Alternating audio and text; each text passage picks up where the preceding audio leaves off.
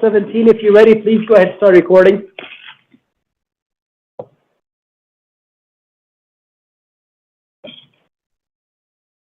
Excellent. Well, thank you for everybody for showing up today. I'll start out with introductions. I'm Beth Province. I'm TMAC Chair.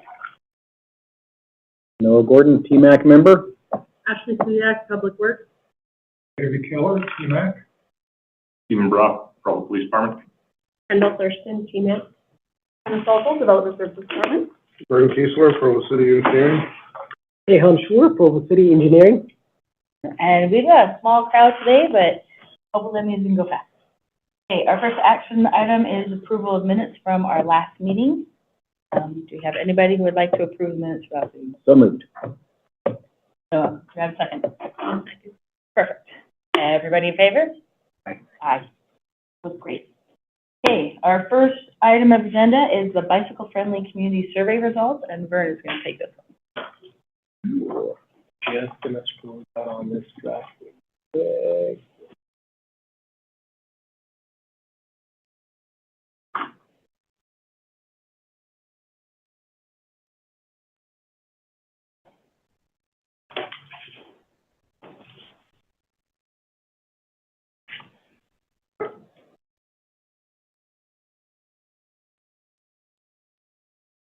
Okay.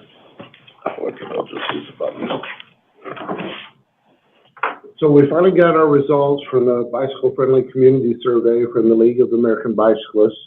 As you know, in October of 2024, we set a goal to be able to submit an application to the League of American Bicyclists to improve and increase our award level for a bicycle-friendly community. So we took about 8 months to put that application together. It was 92 pages, 93, somewhere right around there. We submitted it in June of 2025, and in December, in January, we found out what the results were in January of this year. In that time between we submitted the application, the League of American Bicyclists decided to perform a community survey in Provo, and they asked us to help promote it and support it, which we did. And so these are the results of that survey. So just a little bit of history here. 2003, Provo City applied but received no award or recognition for their active transportation, specifically bicycle infrastructure improvements.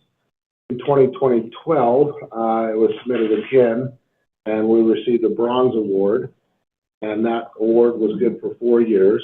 We submitted in 2016, the silver award. And then we got the gold award in 2025. Again, it's good for 4 years. So when we're talking about bicycle-friendly communities, businesses, or universities, we have 2 friendly businesses within the city, 1 friendly university, which is, of course, BYU. We do have 1 local league cycling instructor. Overall, Utah ranks the 14th friendliest state for bicycling. Yeah, and Provo City is one of those 2 bicycle-friendly communities, aren't they? Mm-hmm. We're a bicycle-friendly business too, as an employer. Yeah, as a business, as an employer. So Vern? Yes. What does it mean to be a bicycle-friendly business, and what are the 2 businesses? I'm curious. Well, one's Provo City, I think, and I'm not sure what the other one is, to be honest.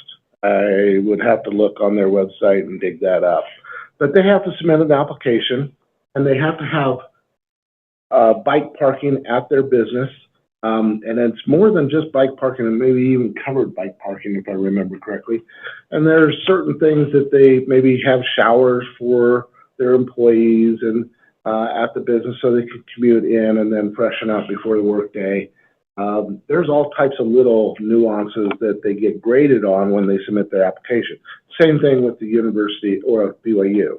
So the university is the same way. And then when we submitted ours was like I said, a 90-plus page application that was daunting, to say the least.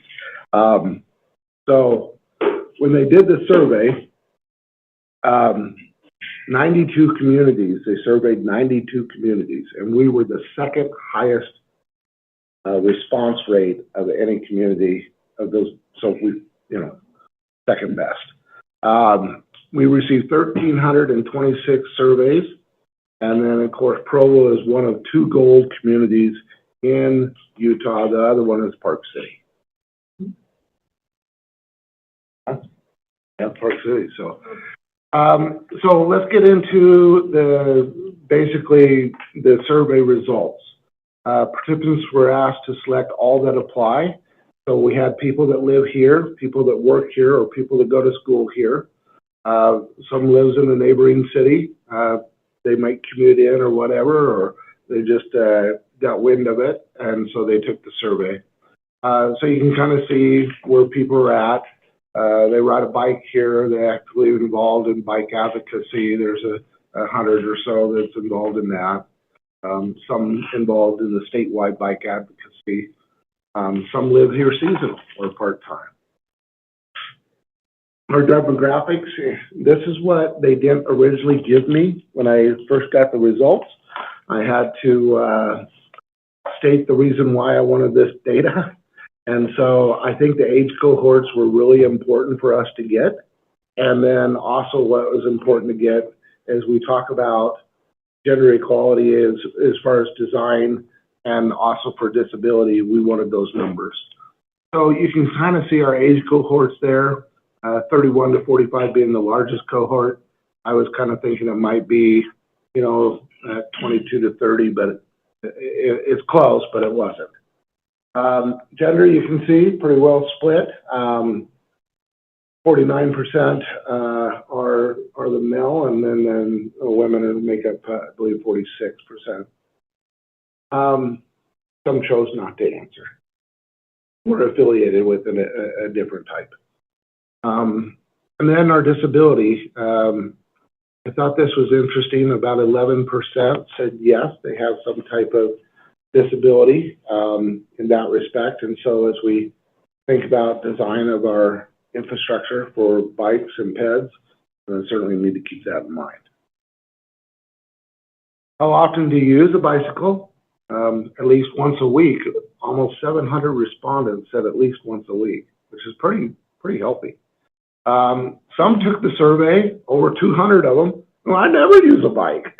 I thought that was funny. Used in the last 30 days, you can see that quite a few people use within the 1 to 7 days. It doesn't quite match, right? At least once a week, and then once in the last 7 days, it doesn't quite match there. But you can see that there's a strong group of people that do ride a bike. If you total those up, certainly with every month they're out on the bike. Primary purpose for your bicycle trips. Some people just use it for transportation. Others use it for exercise, recreation, and work. And then there were a few that said they do not ride. And I'm assuming that that's some of the people that do not ride that took the survey, well over 200 people. So that's kind of interesting. Welcome, Councilor Whipple. Thank you. I hope that wasn't a bike accident. No. Good hiking. Okay. I think there was a thing, but it's... We're just going over the bicycle-friendly community survey. Top 5 barriers that prevent you from biking. So this was asked people who answered the never to the question of how often they bike. So I believe there's about a little over 200 or approaching 250 that said they never bike, and this is the reason why. 1, don't have access to a bicycle, live too far away from the destinations that they need to go, haven't biked in a very long time and not confident in riding, weather's not conducive to biking, and then I'm not physically able to. So what I saw from that was a positive thing. And the reason why I saw that as positive, it wasn't like saying there's lack of infrastructure. Okay? And we'll kind of talk a little bit about that too. Top 5 changes that you would help encourage you to bike. Not interested in biking at all. So now, all of a sudden, it shows up that we want more trails and off-street bike paths. So that's where a lot of people feel comfortable driving. And then I like the next 3.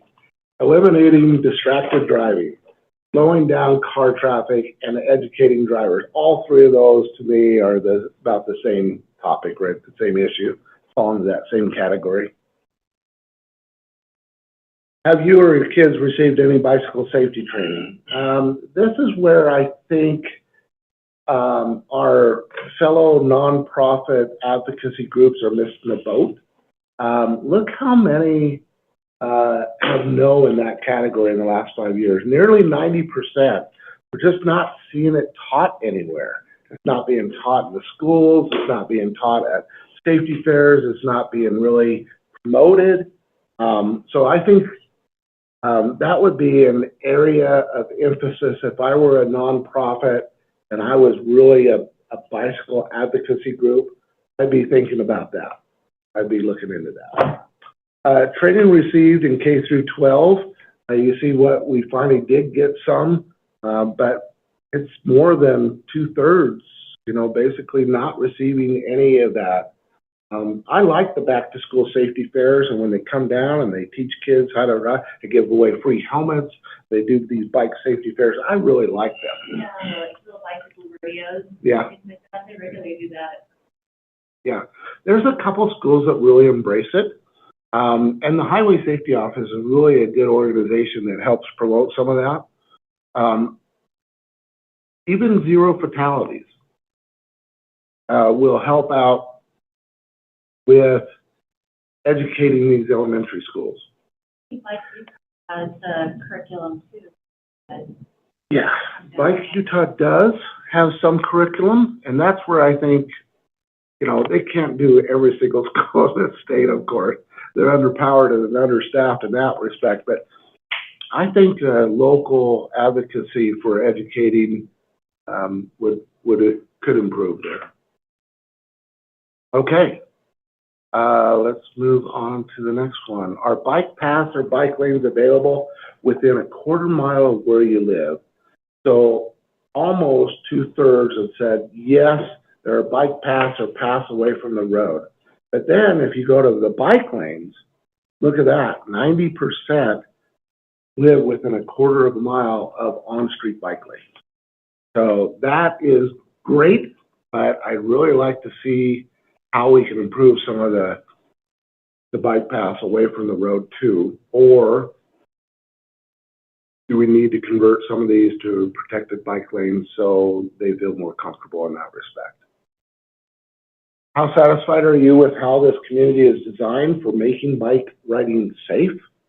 Some were very satisfied, somewhat satisfied. And then if you take a look at neither satisfied or dissatisfied, all the way down to very dissatisfied, you'll see that all those add up to less than the amount that's happy or somewhat satisfied.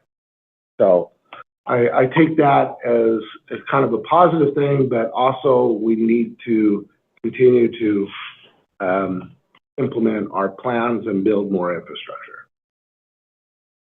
Is it safe or dangerous to ride on a bicycle in your neighborhood? I think that's fun. When you give someone the middle opportunity, it depends, instead of forcing them to say yes or no, you're going to get a lot of that it depends type thing, and that's what we see here. That's a lawyer, the right answer. Always, yeah.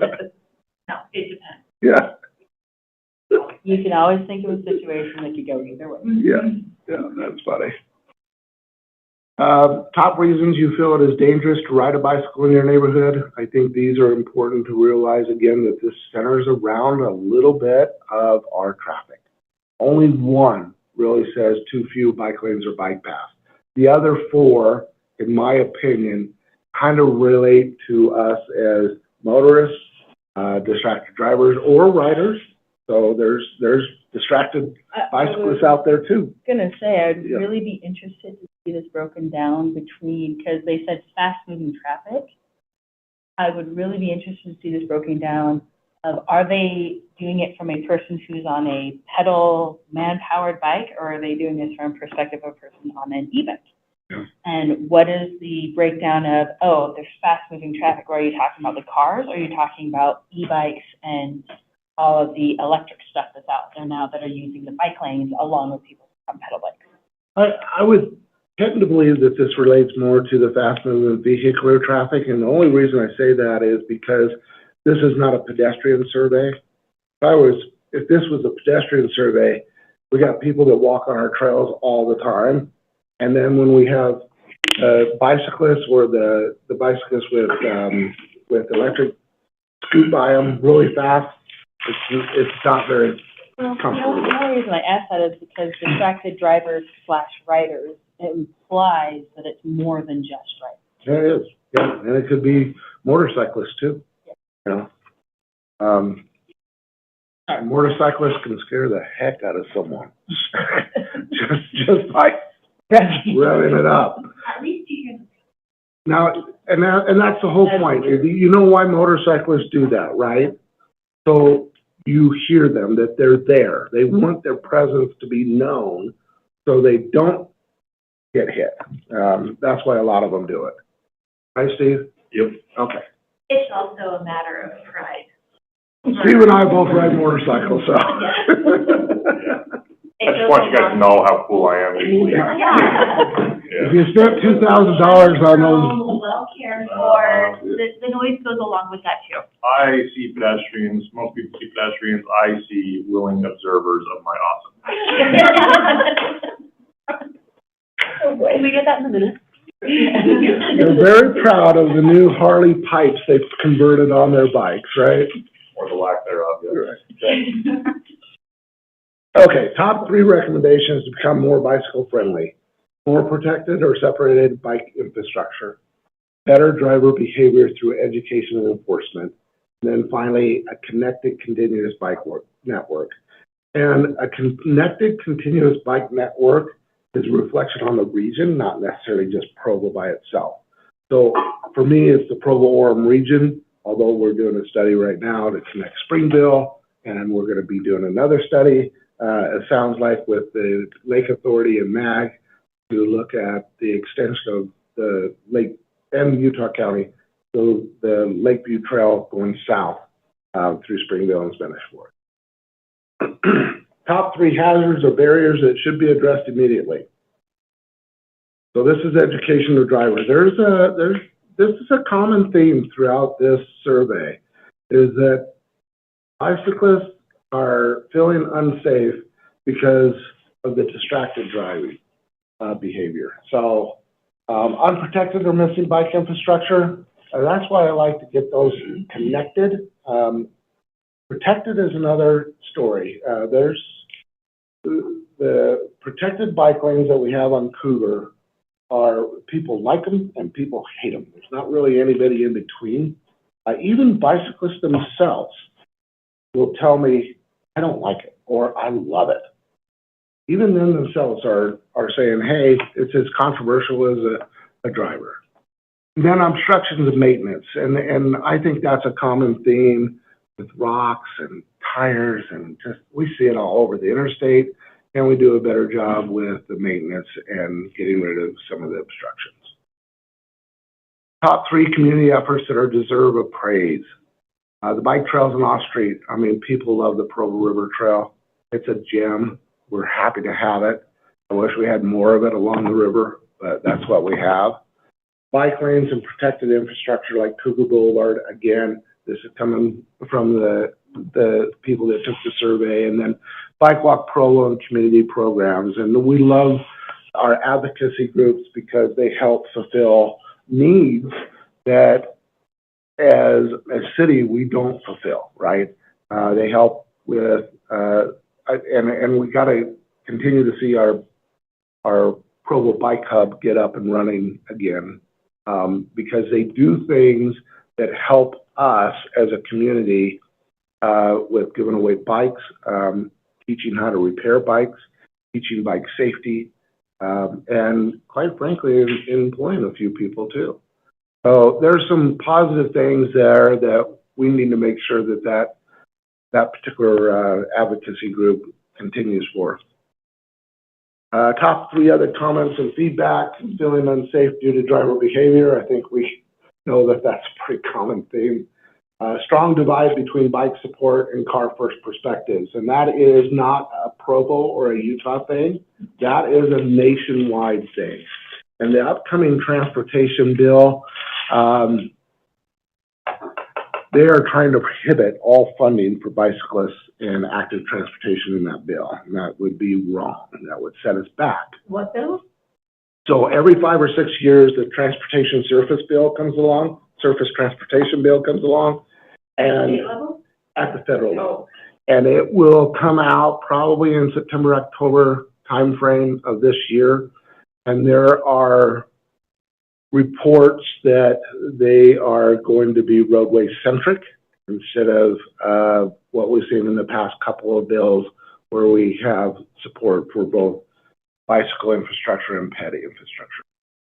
And then finally, lack of education enforcement surrounding e-bikes and scooters. This committee is no stranger to that conversation, right? Okay. Recommendations to go from a gold, which again, only 2 communities in the state of Utah are gold, Park City and Provo.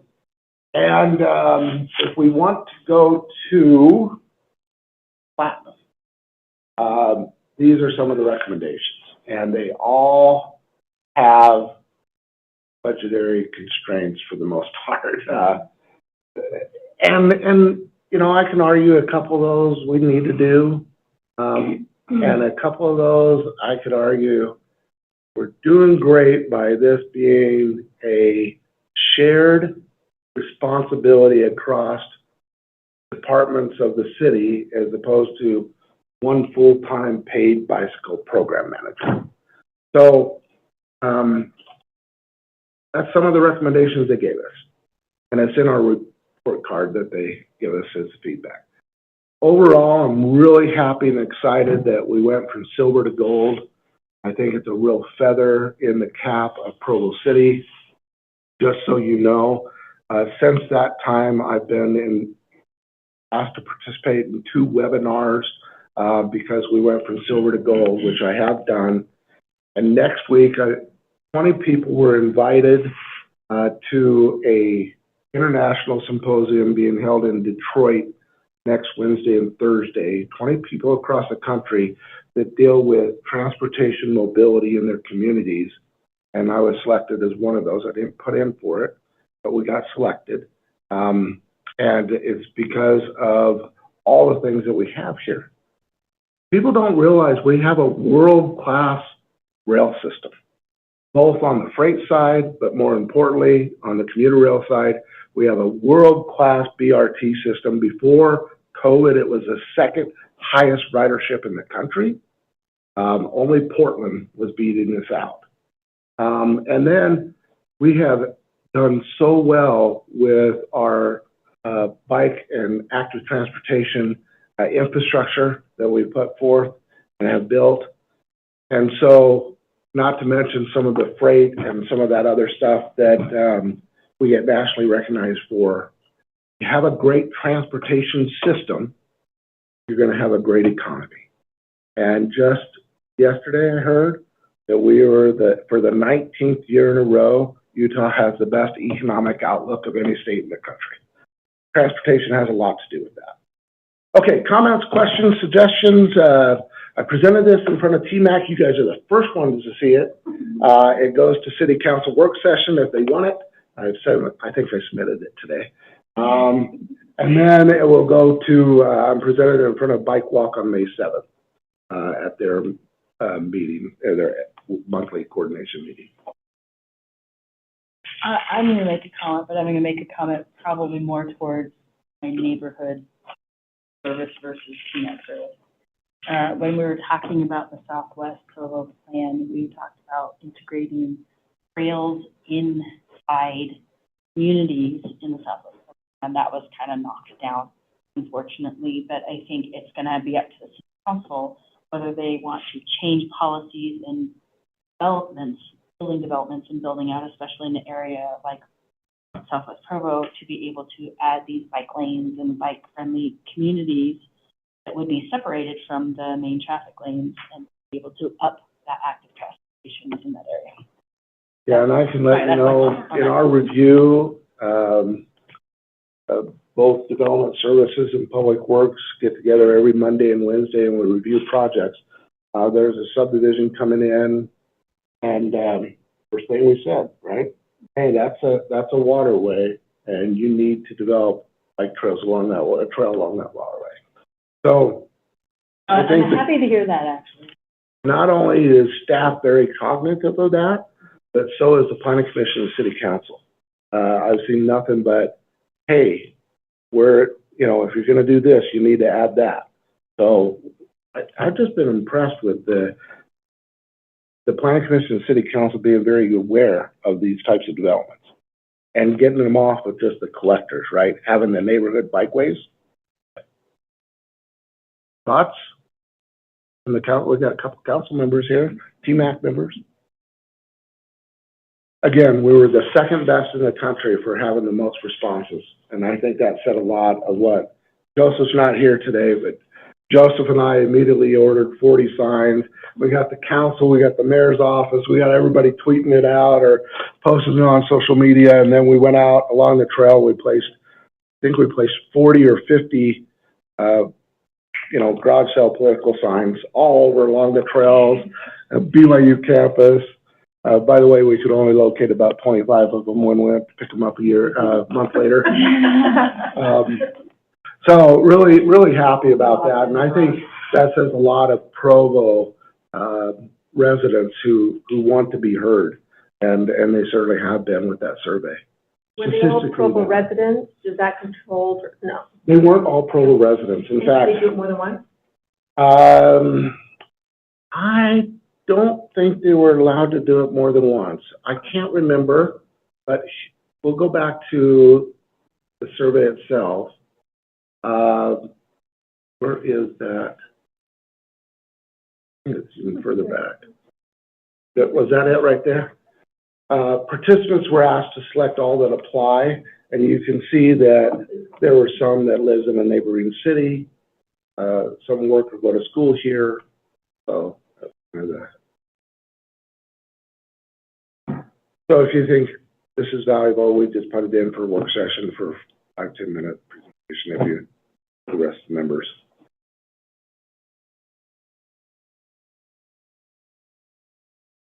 And that's like how you could get your bike back to stolen. So that's what we try to explain to them. We said we have the mandatory bike registration. In fact, it's not mandatory, is it? It's voluntary? It is mandatory. It is mandatory. Yeah. So that allows the police officers to return a stolen bike. Yeah, it really helps. Probably one of our biggest advocacies as far as getting the stolen bikes back is that bike registration. And I think we need to say that. I thought we did in the It's free. It's application. not like they gotta come down to the police department anymore. You literally just submit it online. You guys always fast boost our bike to work station too, so we try to get out in the community. Very easy to get your bike registered. It's not like it's a I didn't. register in a car.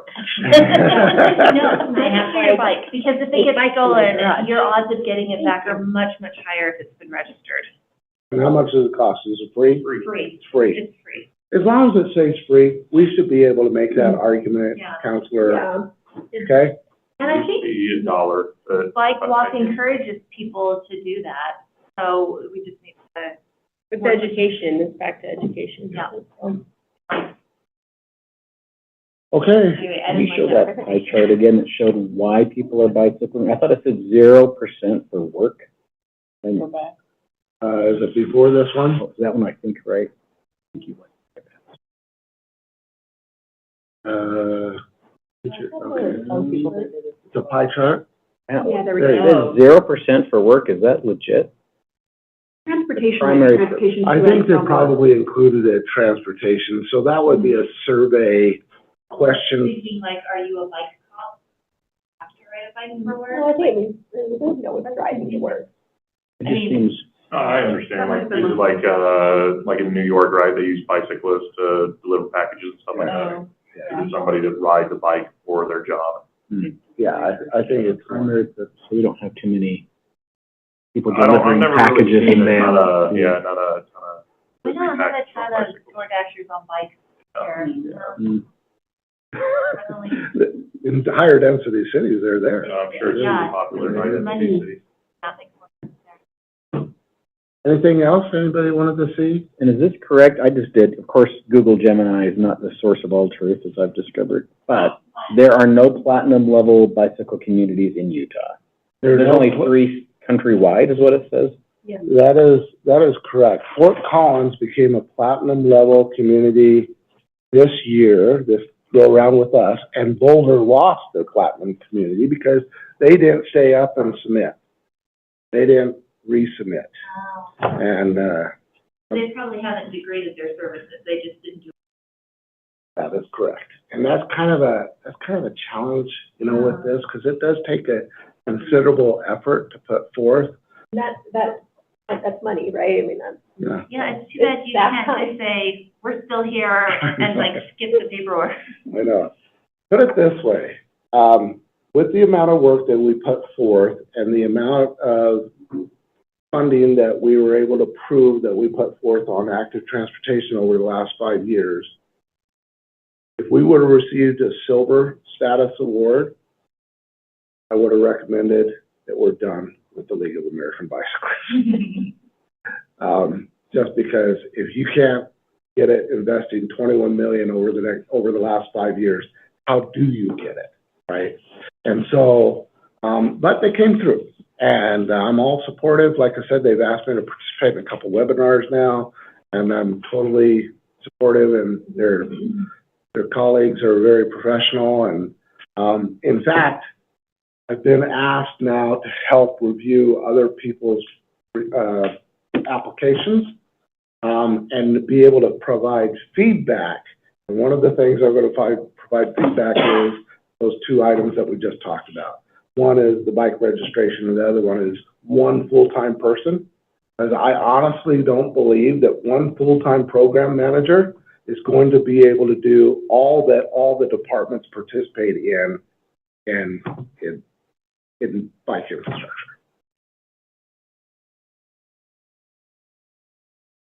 I'm going to, yes. Yeah. So I want to be, yeah, this will be my first year I get to review. It's such a pain that no one's the additional places that would apply. Wasn't so lengthy. Yeah, I think it is a little intimidating and maybe even cost prohibitive from other cities. I was telling this to a consultant, a friend of mine, and she said, Vern, you know that's what we're here for, right? I said, I know, but I didn't want to come in and spend money right away on something I thought we could do in-house. Maybe next time in 4 years it might be something. But now that we've got most of the application filled out and the way it is, I think it'll be easier next time. We know where to collect the data. We know how to obtain the data. So I think in-house will be the way to go. Next time it'll be a little easier for us. Okay, It Chair. does say, of course, once again, this is Google Gemini, so, but it says that Provo, Park City, and Salt Lake are all gold. Is Salt Lake? is not. There's an Not error. a gold. Moab and Cottonwood Heights, silver. Does that sound right? Yeah, that's probably right. Yep. And then Davis, California, Fort Collins, Colorado, Madison, Wisconsin. It does say Provo's recent upgrade to gold was fueled by an investment of approximately $21 million in bike infrastructure since 2020, with another $46 million projected over the next 5 years. Given that trajectory, it is the most likely candidate to eventually reach platinum in the state. I cannot believe that something is actually accurate on that AI. That was, That's like a challenge, Vern. that was all accurate. Sounds like Gemini has challenged you to reach platinum. What it sounds like. I didn't say it was Provo. You know. That's spot on. Okay. Okay. Awesome. Well, thank you so much for that. I appreciate that. We do have one item of business that I kind of brushed over real quick. Our June meeting, because it's on June 18th, and there are several members that are not going to be able to. We will want to move that 1 week earlier to June 11th.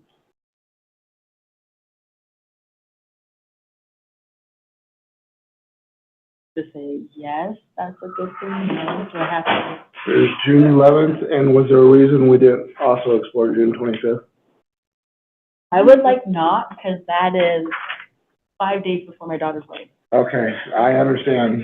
It's more. June 11th sounds better. June 11th is 7 days before my son's wedding. Well, I will not be as involved as you will as a mom, I get that. You know, if you're one. Anybody else got children? I know, apparently this is the year for marriage. The 25th, I'll be done. But then Patrice, you got children of marrying age, don't you? About 7 days, 5 days, like your 3 days. Okay, but then that's. does that work for everybody? June 11th? June 11th, perfect. Okay, let's, do we have to say we move to, is this an approval thing or just a? Not an action item. It's an action item. If you wanted to, you could have someone make a motion, but I think it's just us advertising it correctly. So June 11th it will be. Okay, we're gonna go through this next item pretty quick. The east-west connectivity discussion, this is gonna be our big major kind of thing for the year. I've already asked Vern to pull some numbers, so for next meeting, we're gonna be pulling a lot of numbers about road capacity, the differences between arterial connectors, all of that stuff, so we kind of get an idea of what our roads are in the city and what the capacity they're at right now. Is there anybody who has something, a burning desire for information that maybe Vern can find? And this is regard to, we're talking from the lake to the mountains is what we're looking at the whole spectrum of east-west connectivity.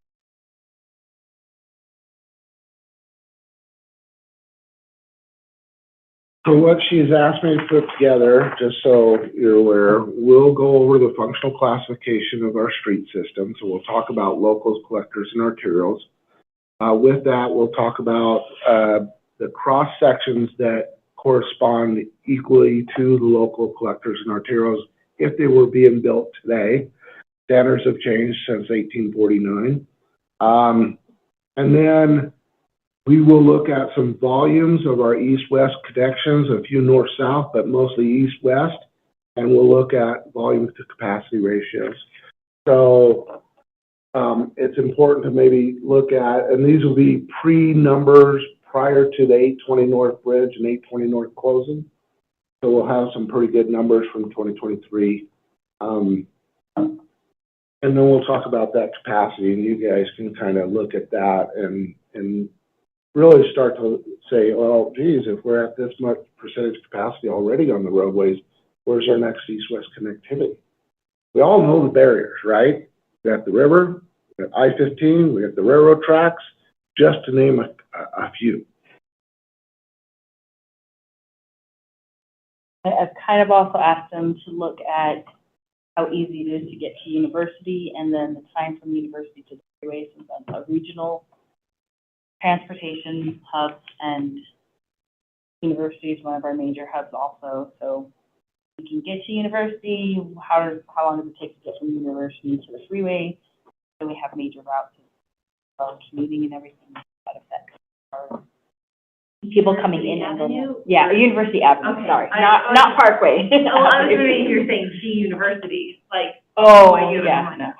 Well, we all know BYU is a little chunk that you have to get around. Right. Any other information you guys might want to look at? I think we've got some partial connectors, right? Like it's a good east-west if you're east of university or if you're west of university, but those two chunks don't necessarily do continuous. We've got far fewer continuous ones that go all the way across. Yeah, and we got a couple that are just 2 blocks away from maybe having a full connectivity. So we can talk about that. We'll show the plan, and we'll just kind of talk about 2 connections that we do have planned to make. And then if the council came across, you know, 100 million, what other connections we wanted to do. And so we'll talk about the 920 overpass to State Street over the railroad crossing. So we'll talk about a couple fun things. I know something that citizens have talked to me about on the west side is getting an ambulance getting to the hospital on the west side. You know, what happens if you run into the train and how much longer it takes and how much longer it would be if there was better connectivity there, if we could go over the tracks or under the tracks, we'd run into the tracks. I don't know, that's something I didn't think about until they talked to me about it, but they're worried about getting out if there was some disaster at the higher land and ambulance trips. I was talking to a gentleman last week, talking about the west side, particularly the southwest side, and how they were saying they just don't have a lot of transportation options. And I've been here a long time, so I immediately said, you have two new ones that you didn't have 10 years ago. Okay, that is the connection to I-15 at Lakeview Parkway. That wasn't here 10 years ago. And 500 West underneath the tracks, or underneath the I-15 wasn't here a few years ago, right? We have those on our plan. And so now, instead of just having them have to either go up to 920 or Center Street, now they got 5th West and Lakeview Parkway. So there's 4 that Southwest Provo has a connection to. But, right, if we have to evacuate somehow, you know, 30,000 people on the west side, how would it do that? Oh, excellent. Vern's going to pull numbers for us, and next time we will. On another point, I also know that Colony is willing to do a punch through. And that's one of the 2 that we're going to show next week or next month. See, if you would have had it on the 25th, that would have given me more time to prepare, but you got me on the 11th, so. Okay. Okay, any other comments, questions, concerns about east-west connectivity? I'm interested to know that Google Gemini thinks that the TMAC is currently conducting a data-driven east-west connectivity study with key areas of focus, including the freeway as a barrier, bench to freeway connections, and the 820 North Corridor project. You're just listening to us? No, I'm asking questions, but I'm kind of like, oh, I did not know this. Anyway, there you go. Look over your shoulder. Is that Microsoft's one or? No, this is Google Gemini. It's Google Gemini. Yeah, I actually just asked it, how well does the Provo Transportation Master Plan Disapprove. follow FHWA and other national guidelines for spacing of facilities? And so, What does it say about that? it says we are lacking in east-west connectivity. Hence the discussion, right? And the 3 principal things that are problems are the I-15 freeway, the Union Pacific Frontrunner Rail Corridor, and Provo River and topography. I'm serious, that thing is listening to us. It's not. Right now. It's just, but I am concerned that it thinks that the TMAC is doing this. I'm like, smart. So there you go. That's funny. Thank you for that. I'll have to look up Gemini. Okay, our last item on the agenda is engineering project update. Actually, yeah, really.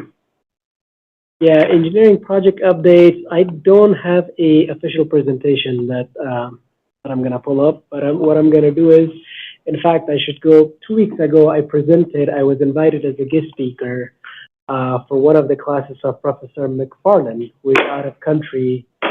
I presented to a group of 45, 50 students. The presentation was well received. The city was appreciated and applauded for all the hard work we do, specifically targeting transportation areas, active transportation to be specific. The students were pretty shocked on other methods that we look as city officials, such as CDBG grants, MAC grants, and UDOT grants, and other state and federal grants that we apply for, to get some of these gaps or safety active transportation issues resolved in the quickest manner. So I would say it was a very engaging class and very well received on their end, the presentation that I give. For this meeting, the projects that I want to kind of go over, we did start our crack seal project about 3 weeks ago. the project is going well. It is a little bit on the slower side. The weather has a lot to do with it. Whenever we have rain and cold weather, those are the days that our contractor, they do not work. But overall, they're targeting two areas, the Grandview area as well as the South State Street by California Avenue, Nevada Avenue, those areas. No major issues or complaints, so things are going well. Our 9th East, 9th South sidewalk project, that project is about to start on April 20th. We did notify residents, our contractors on board. We're ready to go to get that project started. 5th North Freedom Boulevard, the signal project, we are going to be redoing the signal at that location. We're also going to be implementing an innovations grant that I received last year. We're going to be implementing that also as part of this project. And our contractor is ready on board. We're going to start that project sometime in the month of June and July. Reason being, there's a 3-month backlog of signal equipment. So I placed my signal order to State Furnished Materials, and they told me we'll get to wait 3 months. So once we have our equipment, we can get started on that.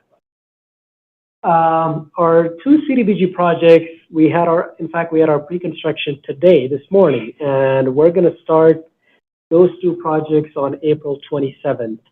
There's 2 neighborhoods we're going to be targeting. Franklin neighborhood, we're doing about 32 ADA ramps in Franklin neighborhood. And then we're going to go to Foothills neighborhood, where we're going to do, I can't even remember, a whole bunch of more ADA ramps, sidewalks, and some driveways and things of that nature. Our goal is to bring those sidewalks and ADA ramps to compliancy, so we're looking forward. What's the situation that we do driveways? That if you want to get your driveway done, is that question? No, when we have to pay for a driveway. So sometimes the access, if we're messing around converting curb and gutter to standard curb and gutter instead of deep trough, you have to chase that a little bit, and so you have to relay the concrete between the street and the sidewalk if there's a park strip. And if it's monolithic or combination, where the curb and gutter is right next to the street, then we have to chase it on their actual driveway a little bit. So those are a couple. Dave, you give any other examples? Okay. Yeah, in this case, the reason why we're going to be doing the driveways, in some cases, it's about 3-4 feet driveway that we're going to be redoing. In some cases, there's 15 feet of the driveway that we're doing. Reason behind, because we got to make sure we are meeting our slopes. So the slope requirements that we have, if the existing driveways are not meeting, or if our project is making it worse, then we got to cut farther more. Because of your other project. Because of the sidewalk, yeah, not because of their driveway. Because of the sidewalk.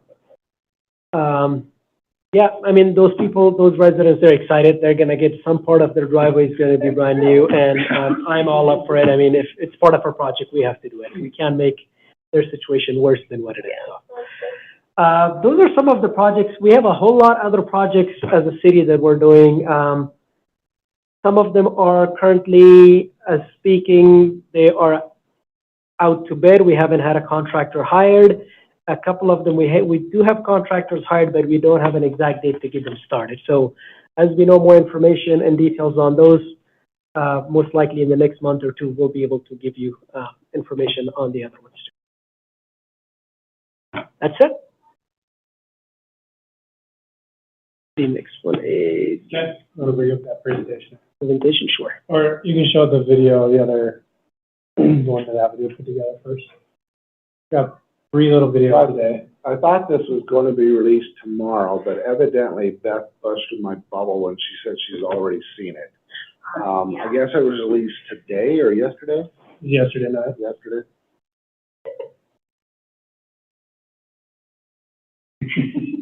Ready to play? Yeah, go for it.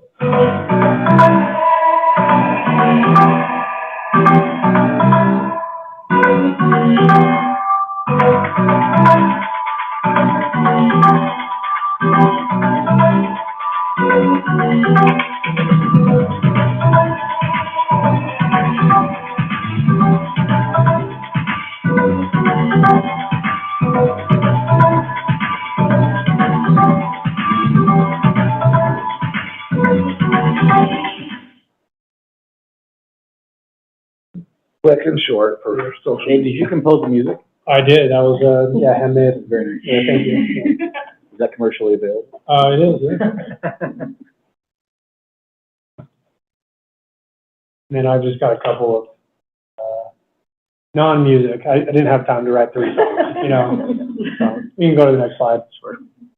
So this is just gonna be a time lapse of the last month of work. So kind of when we met last in TMAC, we had to have the girder set. So this is like just right before. So you can go ahead and do this. So since then, they've been framing, the deck. You can see there that work. The water line starting up in the top left corner there. So we've installed water line, getting the deck framed and rebarred.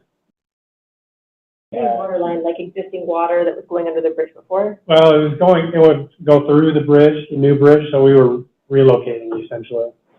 And then we've got those finished, the bottom floor of the trail, that's not the finished floor, but that's the foundation floor of the trail in.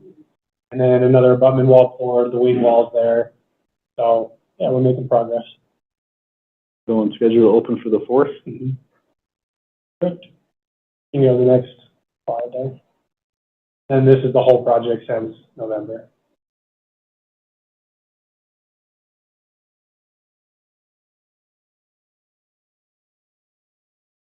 A lot of rocks on either side. Easily. That's Christmas break. So there you go. This one right here. So we've come a long way, and I think a lot of the work been done so far has been underground and not very seen. So next couple of weeks, we'll start seeing things going really quick with the deck being poured and trail being finished and whatnot. So it'll pick up really quick in the next couple of months. Interesting how little you go down to get water. Yeah.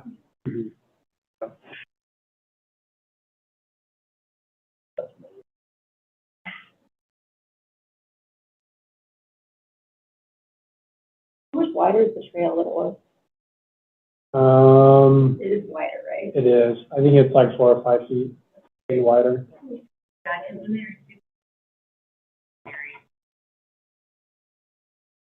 So work's progressing. We're on time. We're on track to open up summer before the 4th is our goal. So we're looking good right now. We got the water line finished. That should be turned on today.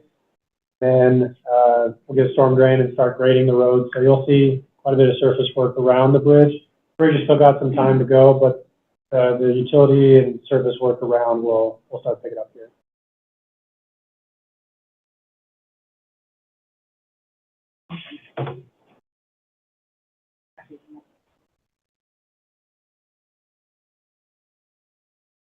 Our last item, University Avenue Bridge replacement update.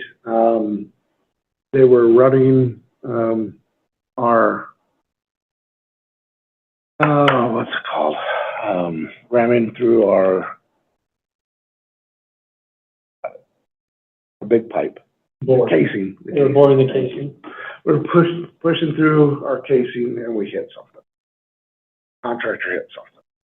And, we think they hit the old mill race, water, way, but, we don't know for certain. That's gonna result in the overall project about a 3-month delay. Wow. 7 weeks just to get the new casing. We're gonna step up the old casing from, I think, 56 to 72. And that casing is gonna be a full inch thick and 72 inches tall. So they hope whatever was blocking their way, they'll be able to go through it. So the other casing hit that and then got pushed up 7 inches. 7 inches is enough to cause problems with the railroad. Okay, so that's kind of the result of the delay. We got to get railroad approval to go to the bigger casing. And of course, this is all UDOT and their contractors working away, but we're in weekly meetings with them going over this type of stuff. So it might be as much as a 3-month delay, but again, we've had some good weather.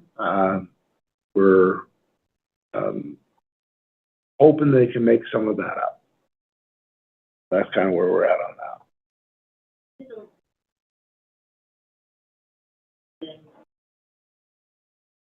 Yeah, well, Is there water going through it or anything, or I don't know if people know that for certain. we don't know? Yeah, there's gotta be water going through it, but we There are don't parts of take the mill water race that to are- it. Yeah, there's parts of the mill race that are used and some that aren't. We've captured it at some places and others that still. There's probably water that flows from groundwater. A lot of it's dirt bottom. So it's kind of unknown. It's hard to know. There's no access points to it. So it's kind of an unknown until you open it up. What's interesting about this thing, we think, so it's made of brick.